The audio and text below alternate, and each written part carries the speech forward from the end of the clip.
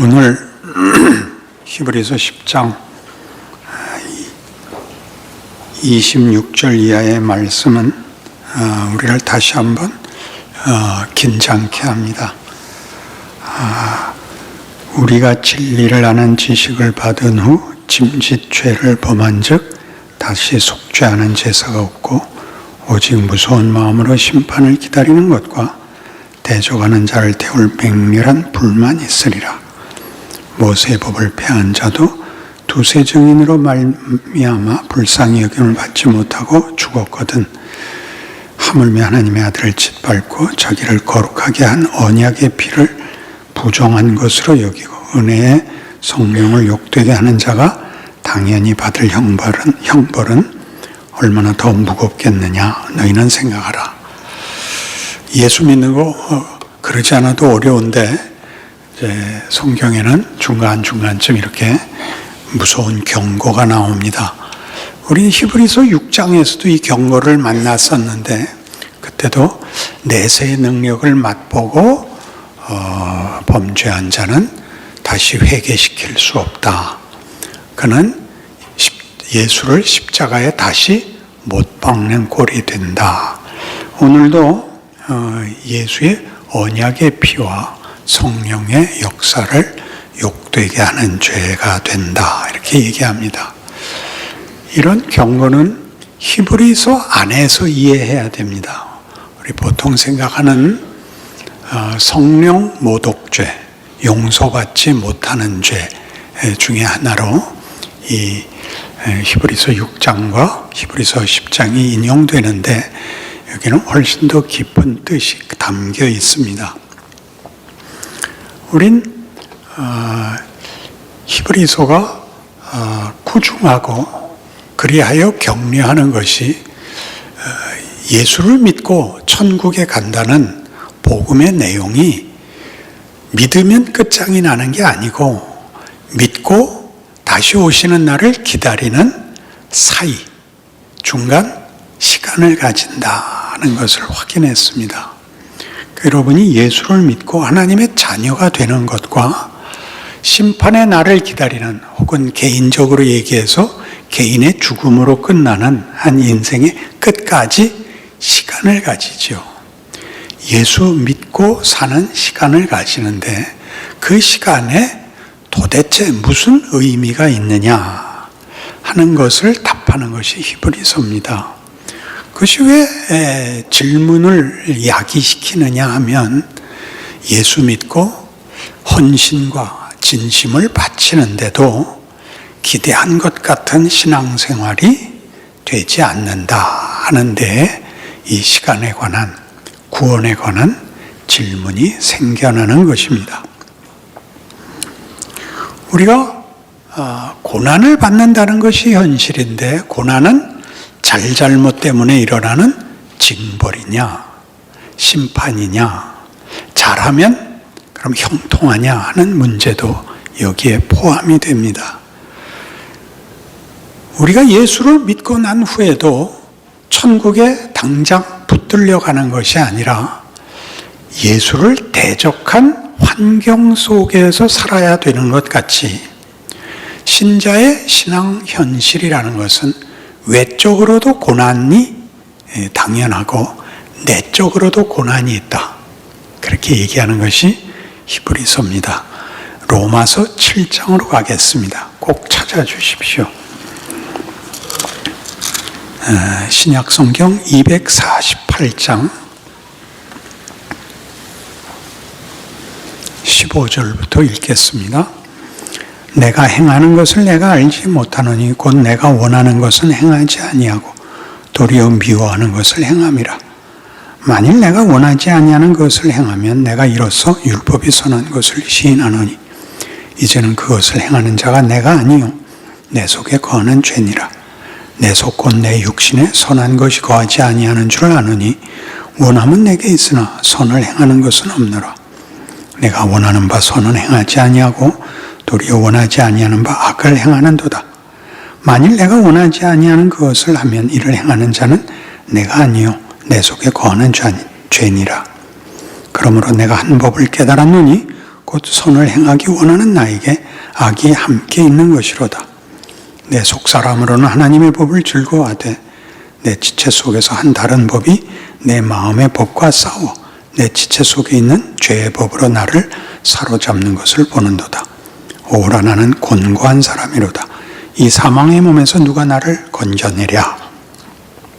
이 24절의 고백은 모든 인류가 역사 내내 고백한 비명입니다. 선악을 구별 못하는 것도 큰 문제지만 아는데 되지 않는 것도 큰 문제인 것입니다. 그리고 더 놀라운 것은 예수를 믿고 난 다음에도 이 비명이 동일하게 현실이라는 데 있습니다. 오라 나는 곤고한 사람이로다. 이 사망의 몸에서 누가 나를 건져내랴. 왜 나는 죄만 짓는가? 선을 행하는 것은 어쩌다 한 번 있고 일생에 한두 번 있고, 그리고 못난 짓은 안 하려고 하는데도 되는가? 이 비명에 대하여 답이 예수로 주어집니다. 그 밑에 나오는 25절입니다. 우리 주 예수 그리스도로 말미암아 하나님께 감사하리로다. 그러니까 24절이 이 비명이 나는 왜 죄밖에 짓지 못하는가에 대하여 우리 주 예수 그리스도로 말미암아 하나님께 감사하리로다 그랬으면 분명히 이 문제가 해결이 된 고백이어야 하는데, 우리 주 예수 그리스도로 말미암아 하나님께 감사하리로다. 그런즉 내 자신이 마음으로는 하나님의 법을, 육신으로는 죄의 법을 섬기노라가 됨으로써 그 비명과 그 어떤 갈망에 예수가 답이 됐으면 예수 그리스도로 말미암아 다시는 죄는 꿈도 꾸지 않는다. 나는 오직 선한 생각만 하고 선한 결정만 내린다. 그래야 되는데, 현실이 그렇듯이, 현실이란 우리의 신앙생활이 그렇듯이 아직도 죄의 법이 남아있고 힘이 약화된 것 같지도 않습니다. 선을 향한 의식과 소원은 더 커진 게 사실인데, 신자답게 살겠다는 의욕과 명분이 강화되자 죄도 더 강화되어서 우리의 비명이 더 옛날보다 처절해졌다 하는 것이 현실입니다. 그걸 어떻게 아느냐 하면 저도 겪으니까 알고, 그 교회 올 때 표정이 그렇기 때문에 압니다. 시원한 표정으로 들어오지 않습니다. 우리의 현실입니다. 근데 이것은 매우 놀랍게도 우리가 히브리서에서 얘기하는 새 언약, 옛 언약이 효력이 없으므로 내가 너희와 새로운 언약을 만들어 내가 너희에게 목적한 것을 꼭 승리하게 하겠다 하는 새 언약이 어떻게 소개되냐면, 옛 언약과 새 언약이 다른 것은, 새 언약은 내가 너희 마음에 심고 너희 머리에 두리라 이렇게 됩니다. 그러니까 지금 우선 이렇게 만드셔야 됩니다. 새 언약이 들어와서 옛 언약이 하지 못했던 죄와 사망을 몰아내고 이것만 남기겠다가 아니라, 우리가 환경에서 보다시피 예수를 믿으면 천국으로 부름을 받는 것이 아니라, 예수를 믿었음에도 불구하고 하나님의 자녀가 됐음에도 불구하고 죄악이 권력을 잡고 있는 예수를 못 박은 환경 속에 남겨져서 예수를 믿어야 되듯이, 예수 그리스도로 주어진 새 언약이 하나님의 뜻을 이루시려는 거룩하고 권능에 찬 약속이 다만 우리 속에 들어와 옛 죄와 사망의 권세와 함께 한 자리를 차지한 것에 불과한 것 같은 갈등의 현실을 만들어낸다고 말합니다. 그러니 놀랍지요. 하나님 왜 이 갈등과 이 실패를 완벽하게 해결해 주는 구원을 주시지 않았습니까? 라고 물을 수 있습니다. 이 질문이 나와야 됩니다.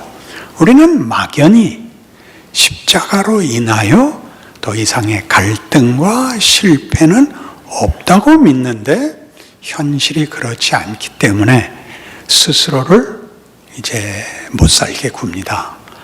회개하고 울고 금식하고 자학하고 해서 어떻게 해서든지 죄를, 그 기회를, 그 선택을 우리의 생각에서 몰아내려고 하는데 성경은 그렇게 얘기하지 않고 괜찮다. 생명의 성령의 법이 이길 거다. 이렇게만 얘기를 합니다. 8장 1절. 그러므로 이제 그리스도 예수 안에 있는 자에게는 결코 정죄함이 없나니 이는 그리스도 예수 안에 있는 생명의 성령의 법이 죄와 사망의 법에서 너를 해방하였음이라 그럽니다. 그러니까 죄를 안 진다고요? 아니요. 생명과 사랑의 법이 들어와서 죄와 사망의 법이 몰고 갔던 운명, 궁극적 결과를 이길 것이다. 소멸하고 해소하고 쫓아내지 않고 그 둘 사이의 갈등이 아직도 오호라 나는 곤고한 사람이로다라고 만들어내는 그것이 끝이 아니라 오호라라는 비탄과 절규가 비극과 절망에서 끝나지 않게 한다 그러는 것입니다. 못 쫓아오는 표정이 됐습니다. 12절, 8장 12절. 그러므로 형제들아 우리가 빚진 자로 돼 육신에게 줘서 육신대로 살 것이 아니니라. 너희가 육신대로 살면 반드시 죽을 것이로되 영으로서 몸의 행실을 죽이면 살리니 무릇 하나님의 영으로 인도함을 받는 사람은 곧 하나님의 아들이라. 너희는 다시 무서워하는 종의 영을 받지 아니하고 양자의 영을 받았으므로 우리가 아빠 아버지라고 부르짖느니라. 성령이 친히 우리 영과 더불어 우리가 하나님의 자녀인 것을 증언하시나니 자녀이면 또한 상속자 곧 하나님의 상속자요 그리스도와 함께한 상속자니 우리가 그와 함께 영광을 받기 위하여 고난도 함께 받아야 할 것이니라. 이 구절도 보세요. 애매하기 짝이 없습니다. 우리는 하나님의 자녀입니다. 하나님의 후사입니다. 그리스도와 함께 영광을 받기로 약속되어 있습니다. 그런데 고난도 받아야 되고 그리고 너희는 무서워할 필요 없이 아들인 것, 하나님 아버지가 네 아버지인 것을 기억해야 된다. 무슨 말 때문에 나온 거예요? 그게 현실이면 기억할 필요가 없죠. 누리면 되죠. 갈등이 없고 공포와 의심이 없어야 되는데 이 말이 나온 이유는 신앙 현실은 애매하고 공포스럽고 아닌 것 같고 망할 것 같다. 그게 하나님이 예수로 말미암아 너희에게 준 구원받은 자녀들에게만 주는 기회다, 시간이다, 과정이다 이렇게 얘기하는 것이죠. 여기서 아멘 할 수는 없죠. 그죠? 이게 네가 틀린 길을 가서 잘못한 길을 가고 있는 것이 아니라 성경이 약속한 길이다 그럽니다. 그러니까 자꾸 로마서 8장은 자꾸 뭐냐 하면 걱정 말합니다. 걱정 말아는 왜 나오죠? 결과가 안 나왔기 때문에 나오는 거죠. 결과가 나와 있으면 걱정 말아라는 격려는 필요 없죠. 그래서 8장 26절 이와 같이 성령도 우리의 연약함을 도우시나니 우리는 마땅히 기도할 바를 알지 못하나 오직 성령이 말할 수 없는 탄식으로 우리를 위하여 친히 간구하시느니라. 말할 수 없는 탄식은 왜 나온 거예요? 얼마나 한심하면, 그렇죠? 얼마나 못났으면 성령이 탄식하며 기도를 해야 돼요. 성령이 오셔서 우리를 편들고 하나님의 영이 우리 안에서 예수 그리스도로 말미암아 이룬 구원의 완성으로 가는 과정의 현실, 증상이라고 얘기합니다. 그러니까 예수를 믿으면 신통하거나 시원해지지 않습니다. 잠깐씩은 그럽니다. 대부분의 시간은 이게 뭔가 싶은 게 정상입니다. 이게 왜 중요하냐 하면 이 과정이 무엇을 만들고 왜 이런 과정을 필요로 하는가를 모르면 체념을 하게 되고 포기를 하게 됩니다. 잘잘못이라는 것이 잘하고 못하고로 이렇게 개념으로 남는 게 아니라 한 사람의 생애에 걸쳐 그를 훈련시켜 앞으로 밀고 나간다는 걸 모르게 됩니다. 잘못마저도 일을 한다는 걸 모릅니다. 이어볼까요? 28절 우리가 알거니와 하나님을 사랑하는 자 곧 그의 뜻대로 부르심을 입은 자들에게는 모든 것이 합력하여 선을 이루느니라. 실패도 못난 것도 일을 한다. 이렇게 해석을 해야 맞습니다. 나중에 더 풍성하게 풀어드릴게요. 그리고 이렇게 또 격려합니다. 하나님이 미리 아신 자들을 또한 그 아들의 형상을 본받게 하기 위해 미리 정하셨으니 이는 그런 많은 형제 중에서 맏아들이 되게 하려 하심이니라. 또 미리 정하신 그들을 또한 부르시고 부르신 그들을 또한 의롭다 하시고 의롭다 하신 그들을 또한 영화롭게 하셨느니라. 하나님의 자녀들의 운명은 예수 안에서 완료되어 있답니다. 그 운명이, 그 승리와 영광이 완료되었답니다. 미리 아셨고 부르셨고 의롭다 하셨고 영화롭게 하셨습니다. 미래에 일어날 일인데 완료형으로 되어 있습니다. 선지적 완료라고 말합니다. 선지적 완료.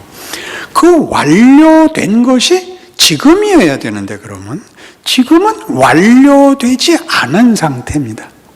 그러나 이 운명으로 가고야 말 것입니다. 이 운명으로 가는 길을 직선으로 만들어 놓고 승리로 연장을 하지 않고 승리로 연장을 할 바에야 이 시간을 가질 필요가 없다는 얘기가 되는 거죠. 지금 이 시간, 어떤 시간?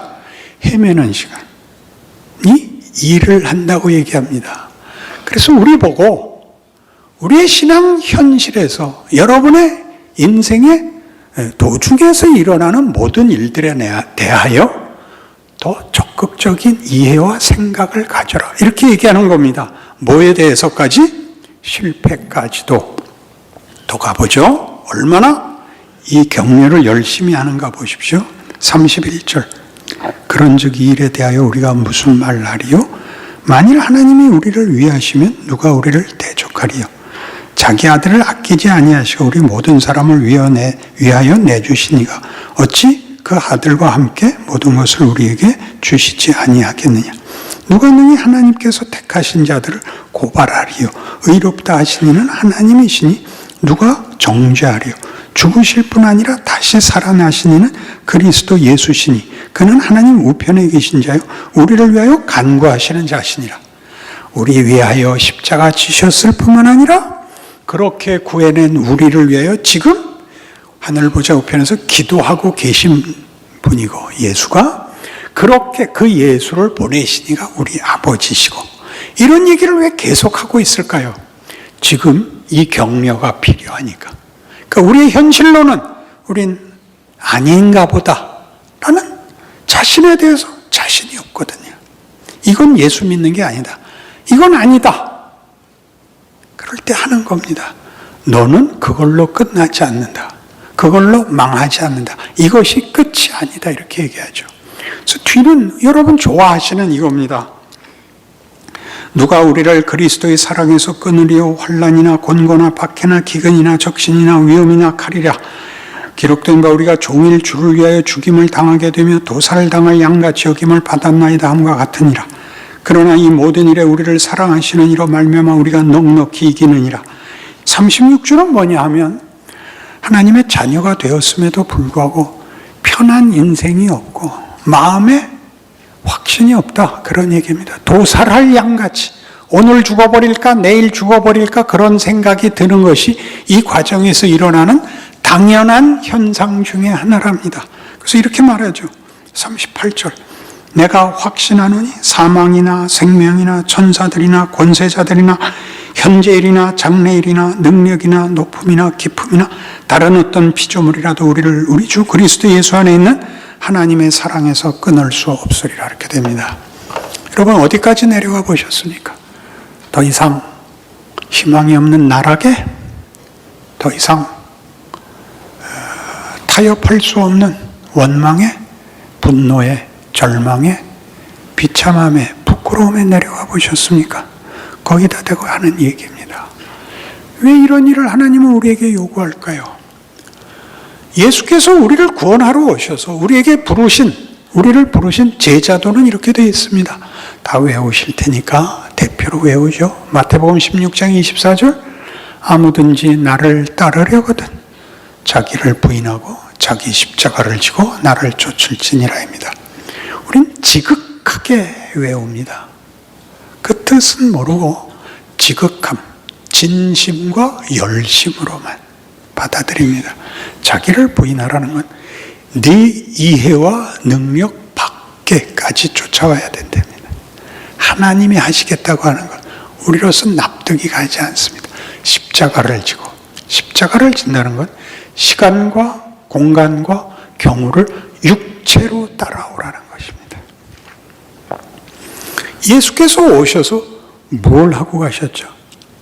문둥병을 고치고 죽은 자를 살리고 오병이어의 기적을 베풀며 바다를 잠잠케 하시니가 십자가에 죽으십니다. 그게 하나님이 일하시는 방법이요, 우리를 부르신 복된 기회랍니다. 구원 얻을 만한 이름을 예수의 다른 이름으로 주지 않았다라는 사도행전 4장 12절의 고백은 우리 보고 예수가 십자가를 져서 우리의 구원을 이루었듯이 우리가 받은 구원이 우리 인생의 이런 말 못할 모든 극한적 정황을 거쳐서 완성되도록 되어 있다고 요구하고 있습니다. 어딜 가야 되죠? 우리의 실력이 올라가야 됩니다. 기꺼이 우리가 하나님의 부르심에 응답해야 되는 겁니다. 잘잘못이라는 것이 잘하고 못하고의 문제가 아니라 그 매 경우마다 후회가 따라옵니다. 왜냐하면 잘못하고 벌받아 죽지 않고 잘못하고도 살아났기 때문에 부끄럽고 민망합니다. 생각을 하게 되죠. 이건 뭐야? 난 왜 이래? 그게 성령이 하시는 일입니다. 네가 봐. 내 실력이 뭔가 진실을 봐. 그게 뭐야? 거기 무슨 명예가 있어? 거기에 무슨 가치가 있어? 이게 우리 인생 내내 벌어지는 일 아닌가요? 잘한 일은 없으니까 생각할 틈도 없습니다. 여러분 편안하면 졸지요. 새벽 기도에 와보셨습니까? 거긴 오늘이 마지막 날이라고 생각하는 사람만 옵니다. 편안한 사람은 안 옵니다. 편안한 사람 중에는 딱 이 사람만 옵니다. 미국 갔다 와서 시차가 적응이 안 돼서 까짓거 깨어있느니 가서 기도나 하자.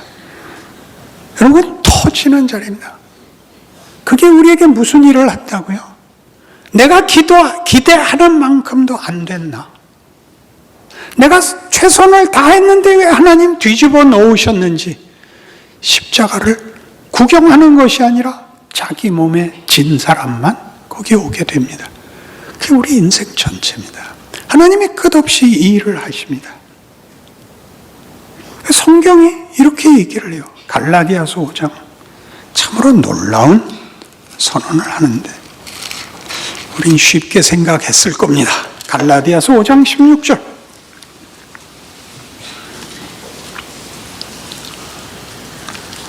갈라디아서 5장 16절 내가 이르노니 너희는 성령을 따라 행하라.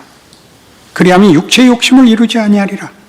육체의 소욕은 성령을 거스르고 성령은 육체를 거스르나니 이 둘이 서로 대적하므로 너희가 원하는 것을 하지 못하게 하려 함이니라.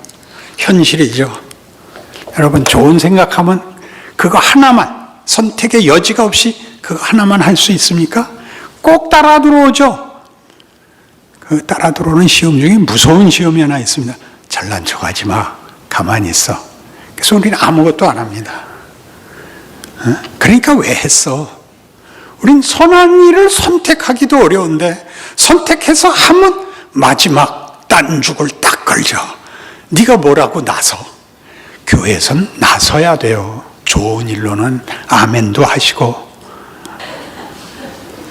뭔데 유난을 떨어? 그래서 우리는 아무것도 안 하고 있죠. 그렇죠? 죄나 안 짓고 있으면 답니다. 그래서 교회 공동체가 감사와 기쁨이 없습니다. 여러분 꾸짖으려고 그러지 않습니다. 한국 교회가 지금 왜 전부 겁을 먹고 있는지가 여기에 있습니다. 우리는 성령을 따라 행해야 하는 일을 시도를 못하게 시험받고 있습니다. 여러분, 위대하게는 못합니다. 훌륭하게도 못합니다. 여러분은 가장 작은 것 하나를 하십시오. 뭐가 있을까 생각하셔야 됩니다. 그리고 사사건건 우리의 모든 생각에는 이 둘의 충돌이 있습니다. 그걸 여러분이 자발성을 가지고 내가 주를 따르겠습니다, 여기서 선을 행하겠습니다 라는 이 자발성, 이 실력이 생기기를 바라는 것이 하나님이 우리에게 주신 기회입니다. 그러니까 예수님의 생애를 보십시오. 그가 그 모든 권능을 가지고도 겟세마네에서 이렇게 기도하는 겁니다. 아버지여, 할만하시거든 이 잔을 내게서 비켜주옵소서. 그건 정직한 기도입니다. 그러나 그는 자신이 원하여 아버지의 뜻을 쫓습니다. 베드로가 말고의 귀를 베자 이렇게 얘기하죠. 지금 내가 아버지께 구하면 12개 군대를 보낼 수 있다. 12개 사단, 병력을 보낼 수 있다. 그러나 그렇게 하면 아버지의 뜻이 어떻게 되겠느냐? 그러니까 아버지의 뜻이 이겁니다. 십자가로 구원이요, 십자가로 그리스도의 피로 값주고 사서 지금 채우는 이 일, 뭘 채우죠? 뭘 채우죠? 탕자의 비유입니다. 우리는 탕자의 비유가 이 방탕한 아들이 회개하고 돌아온 걸로 보통 결론이 되었기 때문에 부흥시대엔 거기까지 왔죠. 이제야 큰아들 얘기가 등장하곤 했습니다. 큰아들은 왜 등장할까요? 작은아들은 이 비유 속에서는 거지가 돌아오는 것이 아니요, 아버지에게 내침을 방해해서 방황하다가 돌아오는 것도 아니요, 아들로서 나가는 겁니다. 아들로서 나가 있는 동안도 그는 아들입니다. 왜냐하면 아버지가 내 아들이 돌아왔다거든요. 돌아왔으니 아들을 회복시켜준 바가 아닙니다. 그건 아들이 한 고백입니다. 나는 아버지의 아들이라는 이름을 감당할 수 없으니 품꾼의 하나를 여겨주십시오. 아버지가 뭐라 그런다고요? 무슨 소리냐? 얘들아, 목욕시켜라, 옷 갈아입혀라, 가락지 끼워라, 송아지 잡아라. 그렇게 됐죠. 큰아들이 뭐라고 화를 냈어요? 아버지의 재산을 가서 다 탕진한 놈을 위해서 송아지를 잡습니까? 나는 아버지의 말을 어긴 적이 없는데 나는 왜 염소 새끼 하나 안 줍니까? 넌 네가 맡은 일, 네가 지금 하고 있는 일이 얼마나 굉장한지 모르겠느냐? 이 비유의 중요한 대조입니다. 너는 내 아들 교육을 받고 있지 않냐? 네가 아무것도 아니라고 생각한 그 일이 뭔지 아냐? 창조 세계를 나와 다스리고 있는 일이란다. 욥기가 그랬지 않았나요? 욥은 억울하게 고난을 당하고 친구들은 와서 네가 범죄해서 벌을 받는 것이니 회개해라. 아니다, 난 그건 모르겠다. 하나님, 왜 이런 일이 생겼는지 와서 설명해 주십시오. 하나님이 나중에 등장하시죠. 뭘 보이세요? 창조 세계를 보입니다. 나는 창조의 하나님이다. 인과 유의 영역을 벗어난다. 너는 네가 억울하다고 나한테 항의하느냐? 네가 억울한 바로 그 원칙, 무에서 유를 만들고 죽은 자를 살리는 창조의 세계에 내가 너를 부르고 너를 요구한다는 건 모르겠느냐? 그래서 욥이 회개하죠. 뭐라고 회개합니까? 티끌과 재 가운데서죠. 최악의 경우도 하나님의 통치에 방해가 될 수 없습니다. 최악의 존재도 하나님의 영광을 가릴 수도 없고 외면될 수 없습니다. 최악의 조건이라도 하나님 영광 받으시는 하나님의 일을 하실 것입니다. 나는 내 조건, 내 자리에서 일어나겠습니다. 이 책임, 이 선택, 이 기회가 신앙생활인 것입니다. 여러분 하나의 씨름이 여러분 하나에 그치지 않고 여러분으로 인하여 세상에 빛이고 권능이고 기적이고 하나님의 임재가 되는 것입니다. 이때 아멘 안 하는 사람은 다른 교회 가십시오. 기도하십시다. 하나님 아버지, 히브리서의 꾸중은 꾸중이 아니라 놀라운 하나님의 요구입니다. 우리를 향한 뜻입니다. 너는 그 정도가 아니다. 너는 귀한 나의 자녀다. 너는 나와 함께 통치하며 나의 영광을 물려받아야 된다. 그렇게 우리의 생애와 우리의 조건을 하나님의 크신 권능 아래서 받아들이게 하옵소서. 거기서 이기게 하옵소서. 거기서 승리하게 하옵소서. 감사와 기쁨이 우리 것이 되게 하여 주옵소서. 예수님 이름으로 기도합니다. 아멘.